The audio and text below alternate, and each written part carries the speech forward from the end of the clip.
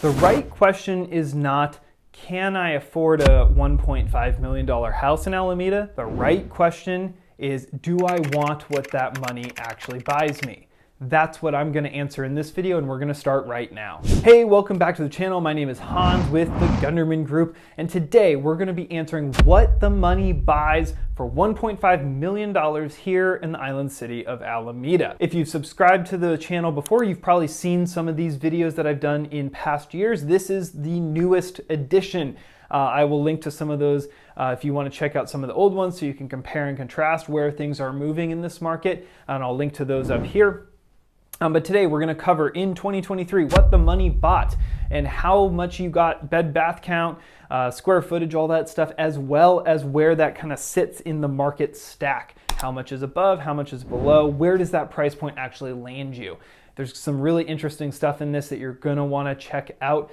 There are some movements in list prices. This is my teaser for you, so stay to the end for that. Speaking of teaser prices, I've got a whole playlist about that concept. I'll link to it up here. You can check that out if you wanna learn more about that practice and how to know, how to read the tea leaves and make it something that actually works for you. So without any further ado, let's dive in. What did $1.5 million buy you in Alameda in 2023? Just for the record, I went to 1.5 in all the sales that happened in, which were 444 in 2023. And I looked at plus or minus 25,000. So 1.475 up to 1.525 in sales price. Took all of those, averaged them, and this is what the data said. So there were 12 of those units that fell into that category, which was a lot less, 7 less versus 2022. They were on the market for 11 days, which was down a lot, actually.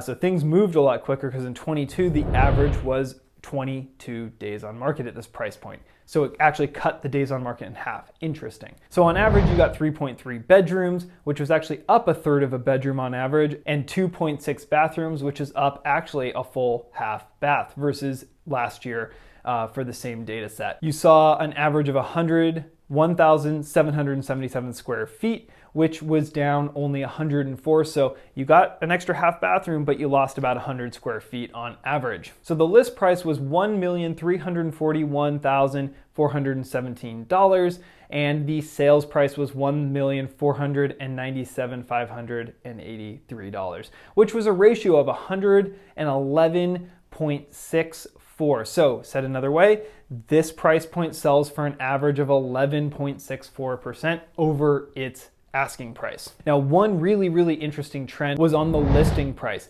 That listing price actually increased by almost $40,000, which doesn't sound like a lot, but it's a huge chunk of money up that we weren't seeing before. It's a move away from teaser pricing, really significant concept there. And I've got a whole playlist of videos I'll link to up here so you can check out what teaser pricing means. But we're seeing that ratio of sales price to list price start to compress on average.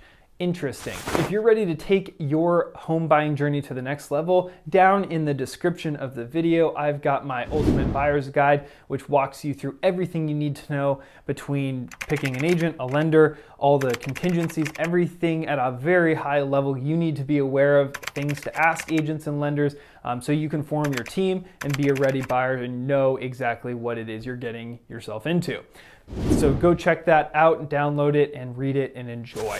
So year over year, even though things sold for just over 11.5% over their asking price, that was down almost 3.7% year over year. So there's a move away slowly from that teaser model, but it's still there to some degree. Those houses are on average selling for $842 a square foot, which is up significantly year over year for just over $44 a square foot. So you got more bedrooms and bathrooms, you got a little less square footage, your square footage was worth more, and your days on market cut almost in half year over year. That's an interesting stat. Where did all this stack up in the marketplace? So again, I took that plus or minus $25,000 on sales price. So 89 homes in 2023 sold in Alameda over that $1,525,000 mark, which means 20% of the market was over that price point, which is down a lot actually year over year, 11% down actually. So less homes, by 11% less homes selling over 1.5 million. That high end just isn't there like it used to be. And that's likely due to the cost of insurance and certainly interest rates. Affordability is a big concern. When you get into those upper price points, obviously things are more expensive. So you're starting to see that show up more and more in the data. So what does this all mean?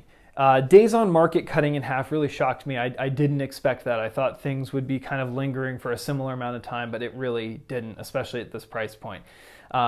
You saw a little bit more, you get a little bit more bedroom, a little bit more bathroom on average, even though the square footage shrunk a little bit, 100 square feet, not a ton, nothing crazy, nothing to totally write home about, but nonetheless it came down a bit. But what is interesting is those list prices actually changing, going up $40,000 on average, and the list price to sales price ratio coming down almost 3.7%.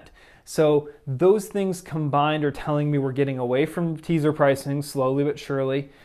Think people are being a little more transparent in their listing, and we're not seeing quite the overbid, quite the bidding war, and people are getting a little bit more for their money, at least as far as bedrooms and bathrooms are concerned. And it's also reaffirming to me that that higher end, the more luxury properties are have much less of a buyer pool. There's not as many of them showing up. They're not selling for as high because only 20% of the market was above 1.525 in total sales price in 2023. So if you got some value out of that, hit the like button and subscribe to the channel, because I'm going to continue to put out content like this and you're not going to want to miss it. And of course, if I can do anything for you in your real estate buying journey, I'd be honored to have a conversation. A lot of people reach out weekly to discuss their search, their sale, their purchase, whatever it is, whether they're a couple months out, a couple years out. I love hearing from you also. If I can ever be of assistance, here's my email. It's also down in the description of the video. Feel free to reach out anytime. And without any further ado, let's sign this one off. I'm Hans with the Gunderman Group, and I'm signing off for now. I'll see you on the next one.